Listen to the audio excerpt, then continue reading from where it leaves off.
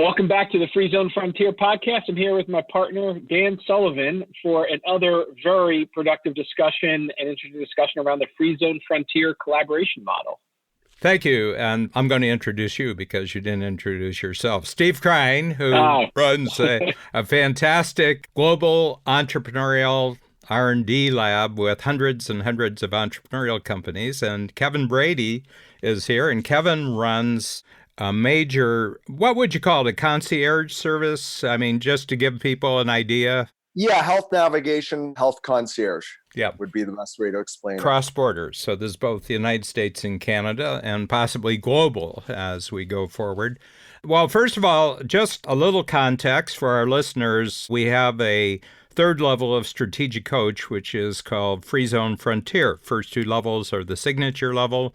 Second level is the 10 times ambition level. And the Free Zone Frontier level is based on collaboration between entrepreneurial companies and other entities in which you can create a new value creation model in the marketplace, which is both invisible to and not susceptible to competition. So it's basically a competition-free zone where you create an entirely new value creation offering in the marketplace. And it's a real breakthrough because a lot of the collaborations we've seen, and both of you have experienced this, is between relatively small entrepreneurial companies and major national and global corporations where they both are kind of totally committed to the same end user. They want to be a hero to the same target, what I would call the hero target in the marketplace. And this is really a crucial part of how you think through a collaboration.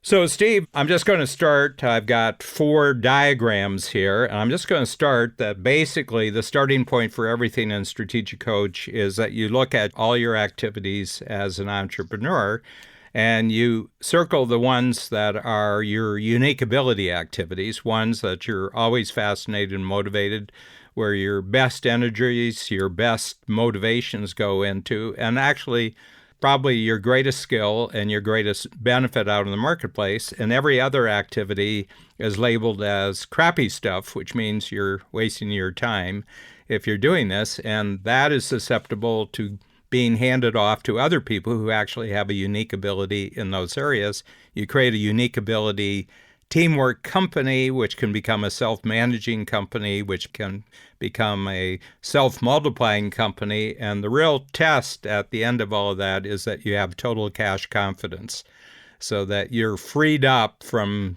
cash flow concerns in a reasonable way. And everybody has their own confidence level in relationship, but it would give you the opportunity to collaborate without worrying about the immediate upfront cash for what you're doing. So, Dan, would it be fair to say that that's a very conventional way of thinking about building an entrepreneurial company? Would you say that that's straightforward from focusing on leveraging your unique ability to make money and make it multiply and have a great business that doesn't require any external collaboration necessarily to be successful, but is just successful on its face by just doing what it does? Yeah, and I can see a lot of entrepreneurs in the Strategic Coach program who, first of all, that would be a great achievement on their part just to do what I've said so far.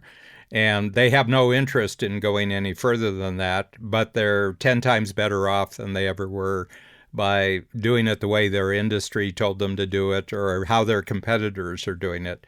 And the whole thing is that everything in Strategic Coach frees you up from competition. If you're doing the thinking processes and you're planning and you are expanding your company according to the concepts and tools in Strategic Coach program, your competitors will not be doing this and you'll be free from competition on a continual basis. Okay, it's not a magic wand that one day you're free of competition. You're freeing yourself up from competition. And Steve, you can go back to 10 years ago, 20 years ago, that you were doing things in the marketplace where, in fact, in a very real way, in a local way, you just really didn't have any competition for what you were doing because they weren't thinking in this fashion. They weren't organizing themselves in a fashion. So it's a muscle building process. I've been heavy into gym work for the last 3.5 years, and there's just things I can do today that I couldn't dream of doing 3.5 years ago. And the tests are showing it. And that's the way I look at entrepreneurial company. You want free zone muscles as an entrepreneur. I was going to say, quote it over Kevin, because it seems like, Kevin, what is the traditional concierge business is that, right? Is you've got a great business in the foundation, you've got customers, and you've got multipliers of customers, but that doesn't require necessary collaboration yet. Would that be a good framework for your current business? Yeah, although I would say, I mean, it's interesting because I just came from a large company that I did a presentation to today. And one of the questions they asked me is, who else is doing this in Canada? And I kind of looked and I said, no one. And they said, what do you mean no one? I said, there's no one doing this whole model in Canada that has put all these pieces together under one roof to make their life really simple. So it's interesting because when Dan was just talking, I was thinking, we don't really have competition. No. We just need to get the word out, right? We need to multiply it, right? It's interesting because I don't know why there isn't more competition. I don't know why other people haven't done exactly what we're doing, other than we're just ahead of the curve because of Dan and strategic coach. The thing is that what I notice almost about all the free zone models is that people go across borders. They go across industry borders, they go across market borders, and they go across national borders. You know, I mean, Steve, your model, how many different borders are you crossing? I mean, if you just at a rough notice. Yeah, 24 different countries. Yeah. So the big thing is that anytime you cross a border, 95% of your current competition or would-be competition doesn't think about going through a border. They're bordered in. Yep. I sometimes have conversations with friends that we have in Toronto, and they knew about my cancer. So they said, well, where'd you do the work at St. Mike's? Was it at St. Mike's? Was it at Mount Sinai? And I said, no, I did it at Northwestern University Hospital in Chicago. And they said, well, your Canadian doctor sent you there? And I said, it was because of my Canadian doctor that I had to go there, if you want to say. It wasn't a referral because I wasn't getting the care that I wanted. And they said, well, does your Canadian insurance cover that? And I said, well, no. And I said, no, I wrote the check, you know, and everything like that. But there's like, if it's outside the bounds of the insurance plan, that's a border and nobody goes outside. So there's all sorts of borders, people, and these are self-imposed internal borders, just how far your thinking will go in providing solutions.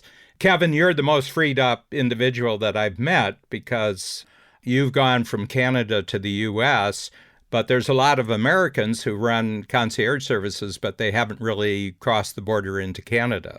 No, yeah, for sure. And I belong to one. I belong to one out of Baltimore, and they're not bad. But, you know, if I actually asked them to refer to someone great in Toronto, they couldn't tell me who to go to, you know, so that yours is the go-to service.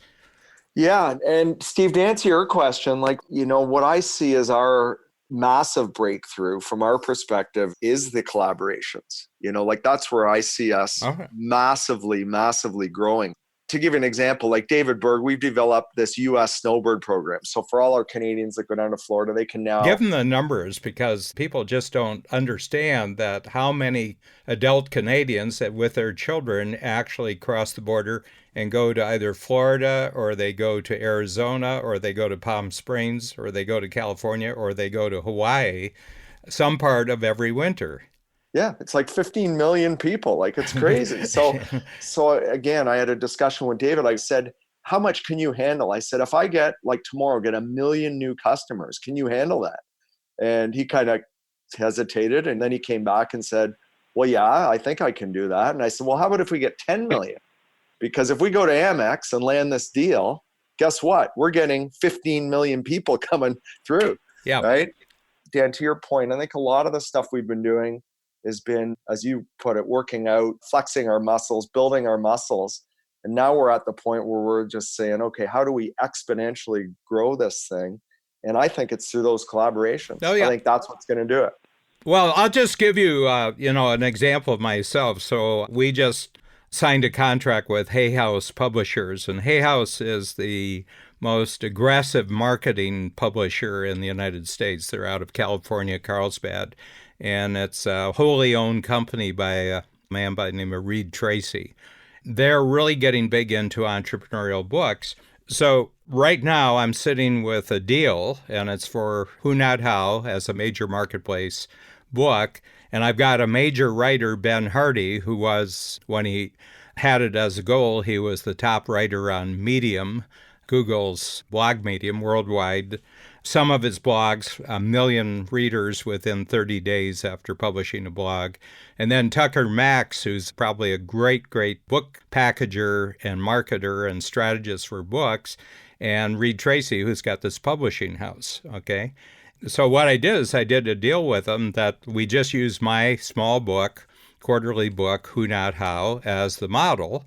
And then I gave them complete creative freedom that you can marinate, slice and dice, and take this book apart and put it back together again any way that you want, that you think would really be good for the major market and that Hay House would be published about it. And Tucker's going to do all the strategy work, and he does about 3 or 4 personal projects a year, and one of them is mine. And Hay House is, major funding, and they wanted to write a much bigger check, but we'll stop with a smaller check with an advance so that you can put the money into marketing after we get the book out there. The deal is they get all the money. So I left all the money from the book, the advances and royalties, on the marketer, writing, and publishing side, because we calculated what 50,000 books would do, what 100,000 books would do. And a lot of people sign up for a strategic coach program if it's a well-written book that goes viral. And it takes a lot of book royalties to equal one of our registrations. So I said, I'll just take the money at the back end. Now, the deal is I don't have to do anything except what I'm already doing. And I have a podcast series with Ben, and we actually use the podcast series to write the book and develop the book. But we're also getting advanced marketing out through the podcast for doing it. First manuscript goes in on January, finished book next October. And then if they get 50,000 in the first year, we get 9 books in 9 years after that. And they're all the little books going into big books. And I don't have to do anything except what I'm doing because I'm just collaborating. And Ben is getting paid enormously well. Tucker's getting paid enormously well. And Hay House is getting paid enormously well. And it's just a collaboration. But it crosses borders. So I'm sitting there and I say, I just acquired, there was a big multi-$100,000 of advance. And people say to me, saying, well, why'd you give away all the money? And I said, what money are you talking about? There was no money. The project created the money. The project actually created the money. And then the money pays for the collaborators to actually be constantly fascinated and motivated by what we're building here. But it went across borders, it went across the writing border, went across the marketing border, went across the publishing border. But we're just putting together pieces that already existed, but we're just funding it, with the available resources and getting it out to the world. So the big thing about here is, and I'm just sitting here and I said, it took me 20 hours to put this whole deal together. The only thing I had to sign is that I'm actually the author of the book, but then I had to notify them that the checks went to somebody else besides the author. So that could be a 10-year deal. Yeah.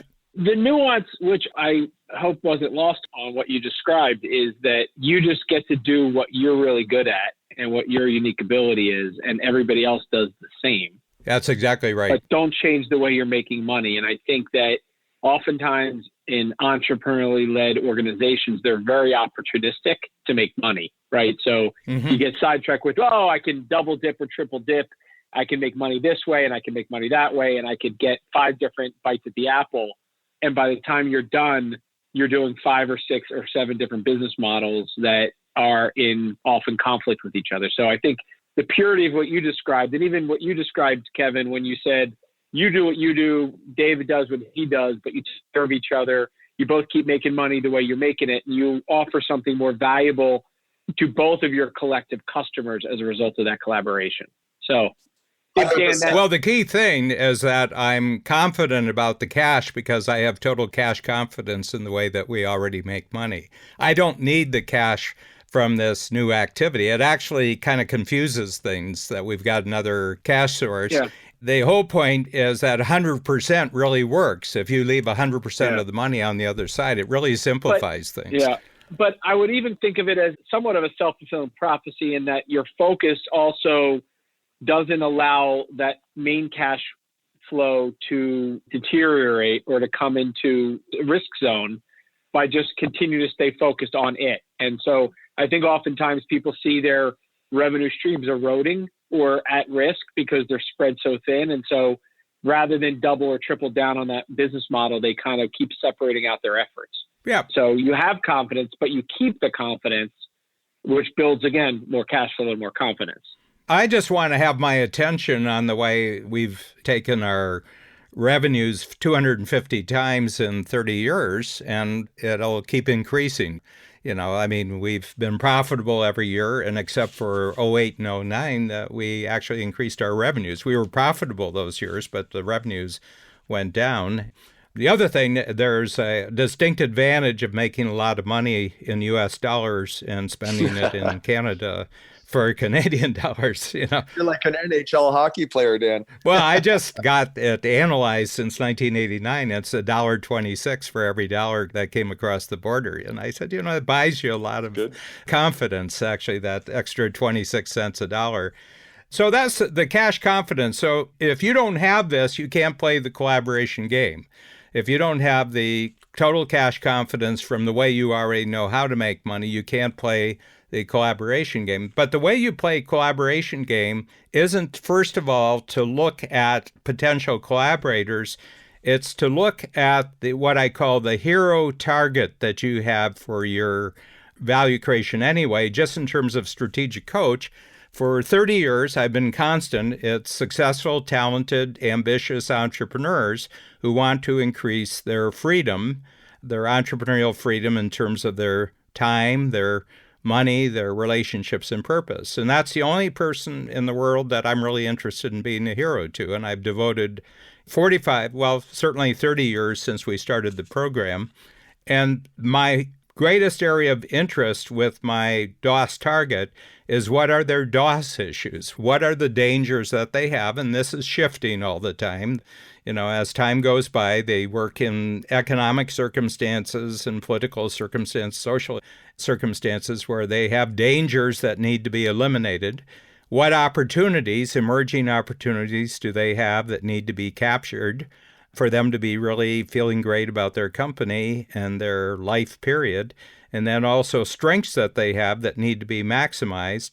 But we do this anyway. Steve, you do this for your startup. You do the DOS on them. Kevin, you do it for your Canadians, just in terms of the Canadian system, and you do them for Canadian individuals who are going into the United States. You do the DOS issues. But what I'm talking about here is that you would do that anyway. And back to your point, Steve, you would do this anyway if you really want to be a successful business.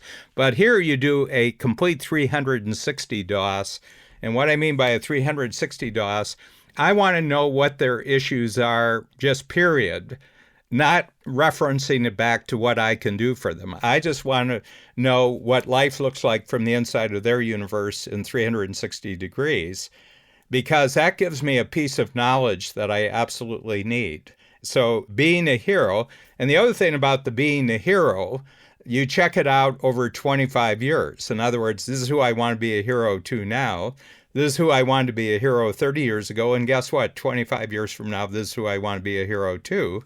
They're much bigger players now than they were 30 years ago, and they'll be much, much bigger players 25 years from now. But I've got a true north on the compass about just who I want to be a hero to. And I don't want to take strategic coach anywhere else. I don't want to take it into any other realm of human activity except ambitious, successful, talented entrepreneurs who want to increase their freedom of time, money, relationship, and purpose. How do you differentiate your 25-year DOS target with your unique ability target of the hero at that level?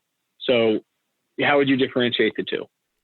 I just want to get clear of the question here. So you got DOS and you have my unique ability. Yeah, I'm looking at your visual in the upper right-hand corner, and I see the jump from unique ability, total cash confidence, to being a hero with a DOS target out 25 years. Yeah. How do you differentiate the two circles in terms of what's the difference between the 360 DOS at the cash confidence level and the 360 DOS at the 25-year level? Just out of curiosity, how you're thinking about it. Well, it's a constant checkoff. It's kind of like the moonshot, of the Apollo spacecraft. They have a plumb line that takes them out to the, landing on the moon, and you're tacking back and forth. So you got to have a feel for what it looks like. Okay. So it's a DOS that's both relevant today as well as 25 years. Yeah, I want this constant being a hero to this particular DOS universe over 25 years. Right. This is the oscillating between 90 days and 25 years. Yeah. So, I want to know that I'm on track, that I'm not getting off track, but they're living in a changing world, my entrepreneurs, and I have 60 different industries from as many countries as you do. So I've got to be checking all the time of the environmental conditions that are determining their dangers, their opportunities, and strengths on a continual basis. So I got to be super alert, curious, responsive, and resourceful to what's actually happening to them, not just in relationship to what I can do for them, but in relationship to just what they need, period. So that's why you do the 360 DOS versus just the DOS based on how you can help them, right? That's right. Yeah. I want to know everything that's happening to them. And, I can't survey 2,500 current clients on doing this, but there's a representative, you can get 25 that'll give you 80 or 90% feel for what's actually happening in the world with them. And that's all I want to do. And the best ones to do it are the ones who are actually in the upper levels of 10 times in the free zone frontier. I've got a tremendous handle on the UK because I have 2 or 3 UK clients who are major players in the 10 times. So I get a real feel for the different countries. That's why I'm a geopolitical, I'm a really geopolitical, because my entrepreneurs live across the planet. Singapore, I've got 2 clients from Singapore, and they said, you can't believe what the troubles in Hong Kong have done to Singapore, because Singapore is just sitting there waiting for all the major corporations in Hong Kong to shift their main offices to Singapore. And they've been waiting ever since the British gave back Hong Kong to the Chinese. The structure was already sitting there. He says, they're going to screw it up. He says, I know the Chinese are going to screw up Hong Kong, and we're going to be waiting for everybody to come over once they do. And they had already made the inquiries and everything. And they said, keep your office, as if you're still there, but you aren't still there. You're actually here in Singapore. Well, I'm very interested in that because I've got to help my Singapore clients think through how they're going to take advantage of this, Right. And you're expanding the universe of your DOS. I got that. So that was a helpful now in 25 years. I didn't necessarily connect those the first time I looked at it. So it was actually very helpful. So now bring me down to the next graphic where the unique abilities and being a hero plays out. Yeah. And here's where the collaborators show up on the radar screen. Who else is a value creator that also has my hero target as a hero target of their own? In other words, they're in love with the same person in the marketplace as I am. Okay. So in my publishing collaboration with Ben Hardy and Tucker Max and with Reed Tracy, what holds it together, we're all in love with the same reader. They're in love with entrepreneurial readers. Okay. They're in love with people who are entrepreneurs and who love entrepreneurs. And that's true today, and it'll be true 25 years from now. So I trace it back. So I've got a writer who's in love with this. I've got a publisher who's in love with, and I got a major book strategist and publisher. It's a very advantageous financial deal that I put together, but that in itself is not going to hold it together. It might hold it together for a year, but it might not hold it together for 10 years. Okay. So I feel totally confident that their commitment to the same target reader as my reader will be constant and growing. Yeah. It's really interesting, Dan. It's a very truth-telling exercise to sift through and flush out those that are not aligned with that. And I'm thinking very personally to a couple of experiences I've had recently where when you shake the tree a little bit, you see that there's people with short-term or shorter-term mindsets and are not necessarily interested on that 25-year DOS of the entrepreneur transforming health. And in particular, we make an investment in an entrepreneur, and by the way, at a very early stage, many times, we're thinking about not what they're working on right now. We're thinking about their mindset and their ambition to what impact they want to make 25 years from now. there are investors, there are partners, there are people who are much more short-term minded than that. And you could, interestingly, through this conversation about who really cares about the 25-year impact, really find truth in the conversation and quickly realize that there are people who don't belong to be on the journey with you in that collaborative way. So Oh, yeah. as much as it attracts, it repels. I'm not going to go too deep into this, but this is a potential free zone frontier participant within the next half year. And he's into extreme cooling. It's called cryogenic science. Yep. And it's absolutely the crucial testing capability that you have to have if you're in quantum computing. So he was telling me about it, and it's the only thing right now that Democrats and the Republicans are eye to eye with is that the U.S. has to win the quantum computing race. It's the Manhattan Project all over again. It's the Apollo Project all over again.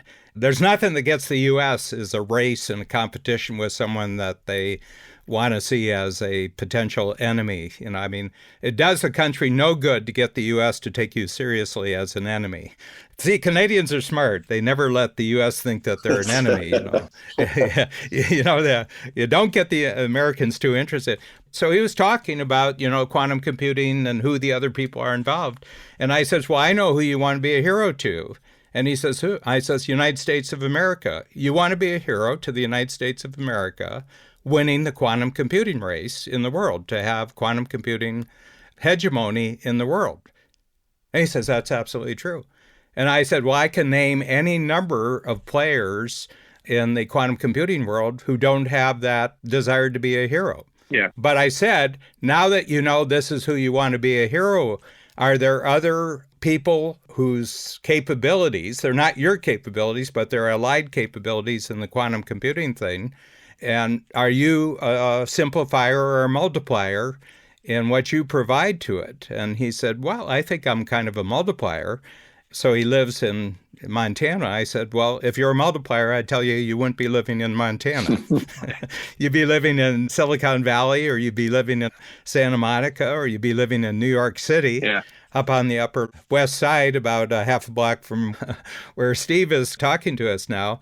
And so the next part of this model is, once you've traced back to the value creators who have the same loyalty and they have the same long-term commitment to being a value creator to the, hero target, then you say, well, who's the best collaboration? And here you have to determine whether you're a simplifier or a multiplier. And that's my next book. So I'm about halfway through the next book, which is called Simplifier Multiplier Collaboration. I've got 7 chapters in for writing right now. And it's a very simple test. I remember, Steve, we had a conversation at the last Free Zone Frontier, and he said, well, I'm kind of a simplifier. And I said, not by any conversation that I've had with you over the over the last 23 years. Yeah. Who can I phone here? What conference can I go? I said, you know what a simplifier does? I said, if I hadn't met Bab Smith, I'd be working on version 50 of the strategy circle. And I'd be alone with a half-empty bottle of wine, worried about the rent in an apartment somewhere. I said, I'm a simplifier. My first thought is, how can I make this even simpler? How can I make this even simpler? And my thoughts never go out to the world. How can I expand this out into the Dan, world? I see you as both, though. Like, I see what you do day to day over the years in our workshops and everything else. You distill things down to make life really simple in a could be a very complicated business role. So you're a simplifier, but I also see you as a multiplier. Like, I think you're an amazing multiplier. I think you multiply, like you just talked about your book, right? No, but I have great multiplying capabilities, okay? But Babs is the trigger person on all of these. We have to get Dan somebody who does this. We have to get this capability. So if I trace it back to certainly the 30 years of the workshop program, every major decision that expanded us out into the world, Babs says it's time to do this. We started in Toronto, and she says, let's go to Vancouver. We went to Vancouver, and she says, well, since we're making the trip, let's go to Calgary and Edmonton, and that's where we started it. And then we're a couple of years in, and she said, okay, time to go to the States. where do we go? Well, I said Chicago is the main airport. It's one flight from anywhere in the U.S., anywhere from Canada, to Chicago. New York isn't that way. L.A. isn't that way, but Chicago is that way. It's right in the center. So when I trace back all the expansions, and I'm surrounded by teams, I have great technology, and I have workshops and everything, but none of that was triggered by any decision on my part. My part is, what's the next great concept where I can simplify something that would be a thinking tool? Kevin, that was my initial take as well. And I spent a good deal of the last workshop wrestling with this question. And what I concluded from Dan pushing back on that, which I appreciated, was the notion of the embracing of the importance of simplification and multiplication is very different than it being your unique ability or your natural instinct. Mm-hmm. So I think one of the interesting things about almost everybody in the Free Zone Frontier room is they could have felt like they could wear either hat. Sometimes, like I did, I thought I was one versus the other, but I think real collaborators who multiply each other have a appreciation for the need for both. Otherwise, you end up, as Dan just said, alone in a corner doing your thing in your version 50 of things. Or on the flip side, flailing around, multiplying something that's way too complicated. So I think the magic is being able to blend both, but which one are you in the equation?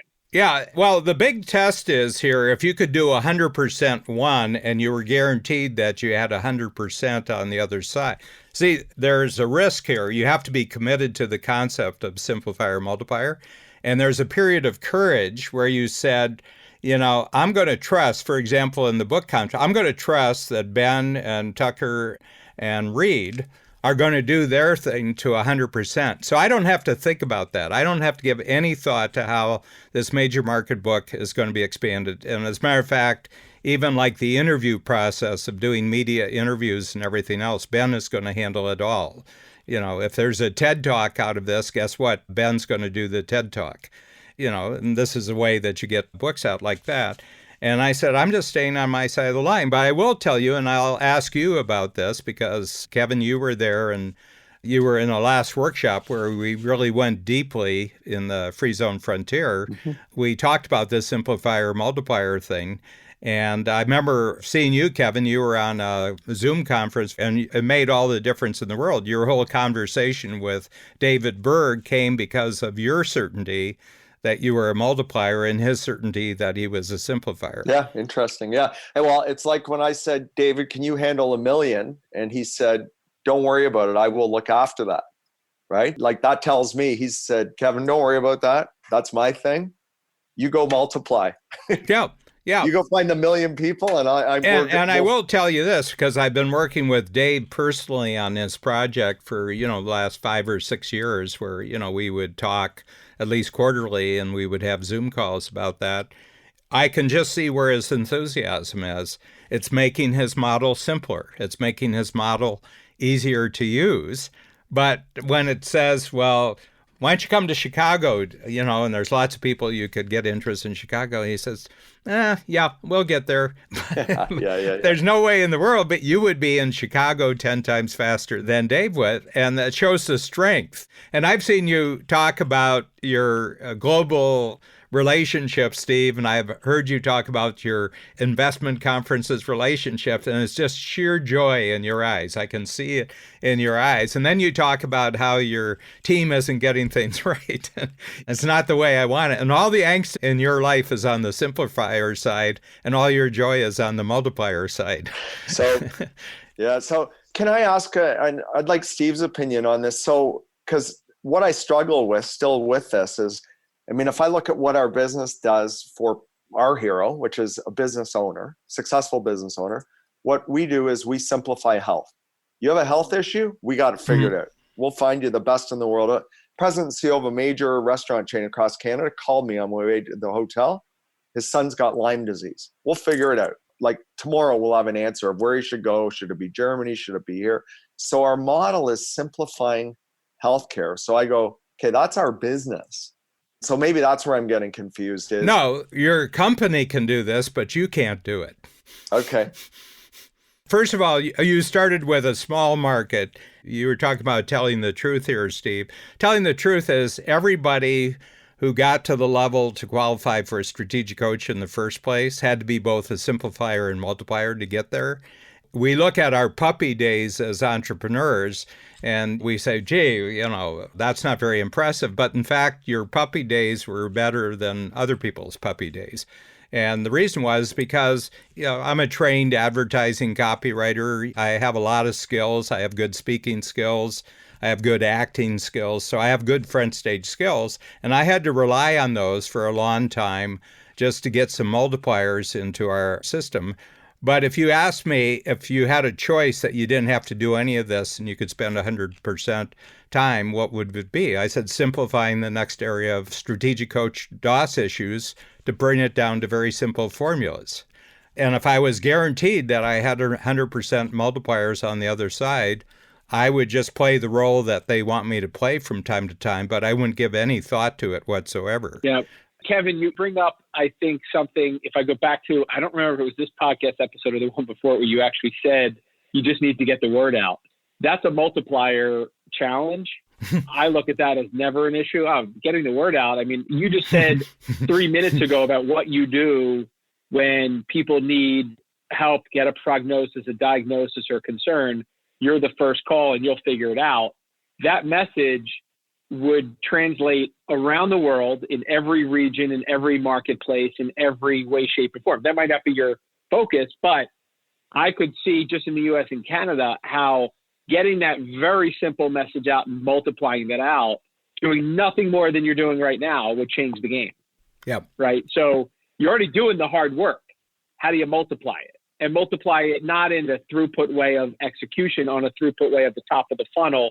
How do you 10x your flow of customers and clients? And so You've simplified it, but now if you just go with only thing you sounds like you need is to multiply it. And there's a lot of collaborators, both in our room every quarter, but also around the world that are just born multipliers of that message.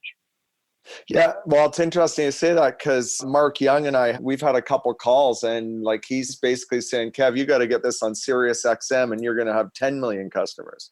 He goes, we just get the word out, right? I mean, what you offer transcends age. It transcends income. It transcends any amount of money people have. I just came back from Australia and I was giving a presentation, and most people think people with money don't have the same problems they do when it comes to health. And the reality is it's the great leveler. Bill Gates' father has Alzheimer's. His mother died of breast cancer. And even though he's got all the money in the world, he's still stuck with the same questions you asked. Who are the right doctors? Where do I go? What do I need to do? And a 100 billionaire, a millionaire, or somebody with no money has the same question. So you only need to ask, who do you want to reach this message to? Because I think it transcends everyone. Yeah. Interesting. Yeah. And I would say you can talk about a million, in the collaboration between you and David. But the whole point is check out the first 100 and see what you can learn from the first 100. You have total control over the flow. Okay. And I would say, well, if I can do 100, I bet I can do 1,000. If I can do 1,000, I can do 10,000. You don't have to create a model for a million. You grow a model for a million through 10 times jumps and everything. And you have total control because nobody else is doing this. I mean, it's not like there's 20 other collaborations out there who are going to beat you to the goal line here. Nobody else is even thinking about this. No. And now I just want to finish this off. The first collaboration, if it's really going to be meaningful, if you're a simplifier, it has to be with a multiplier. If you're a multiplier, it has to be with a simplifier. But as you go along, you may find that other simplifiers can be added and other multipliers can be added, but there's always a primary collaboration that gets the collaboration going. And in a nod to Nick Nanton, who was one of my first collaboration partners in Strategic Coach in our Free Zone Frontier program, he is, by virtue of being a simplifier, which is creating compelling 4-minute video, he became a multiplier. It became a multiplier for us. So he helped us simplify so that we could then multiply the message. And so I do think it's a really wonderful way to simplify, no pun intended, the thinking about how they play together. Yeah. So Yeah, and the beautiful thing about it, I found that the agreement on this is almost instantaneous because it's such a no-brainer. Yep. The moment that each sees, there's not a thing on your side of the line that I would ever like to be involved in. And there's this mutual recognition that we're both freeing ourselves up from a lot of unnecessary complication and angst in the future. And I've just noticed in the 6 weeks between workshop quarters how my productivity has just gone through the roof in knocking out simplifiers in print, simplifiers in diagrams. And the reason is I feel freed up. If I'm a really, really great simplifier, the multipliers are going to be there. I don't have to worry about that side of the line.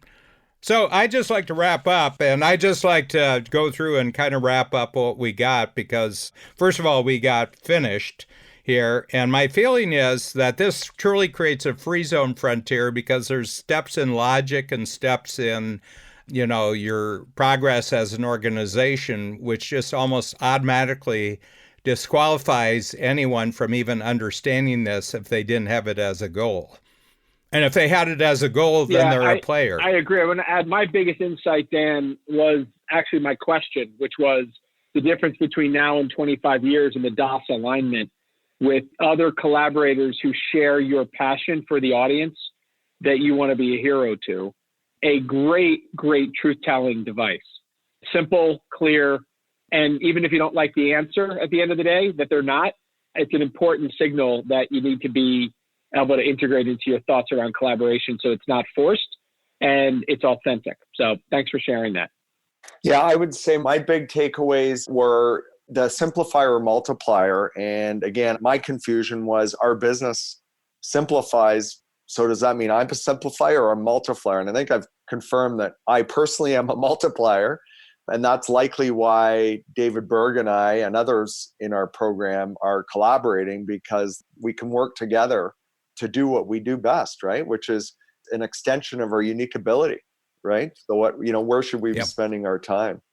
So that, and Dan, I like your comment about, you don't need to go to 10 million, even though I want to get to 10 million or 100 million right away. You can grow it in 10x groups, right? So, or 10x blocks. So, don't try to do 10 or 20 or 100 million overnight because I don't need to. Well, you as a Canadian should know that you shouldn't get ahead of your skis. Yes, exactly. Kevin, I want to thank you. You are actually our first guest on the podcast. We've had the idea since the very first podcast. We said we get to a place where we could invite fellow Free Zone Frontiersmen and women, Free Zone Frontier people, into our conversation. And I thought it was a lot of fun to have you here and excited to use this to set the benchmark for other guests and conversations, but really appreciated your both contribution and questions, especially this last one around the clarification between simplifier and multiplier. That helped me too. Yeah, well, thank you, Steve. And thanks. Yeah, I appreciate it. It's great what you're doing personally and corporately and everything else. And Dan, always love talking to you. And I just, the reason I love the program so much is we are changing the world. We are changing the world, which is awesome. Yeah, but on our timing. Yeah. All right. Take care, fellas. Okay. Thanks so much. Okay. Take care. Okay. Bye-bye.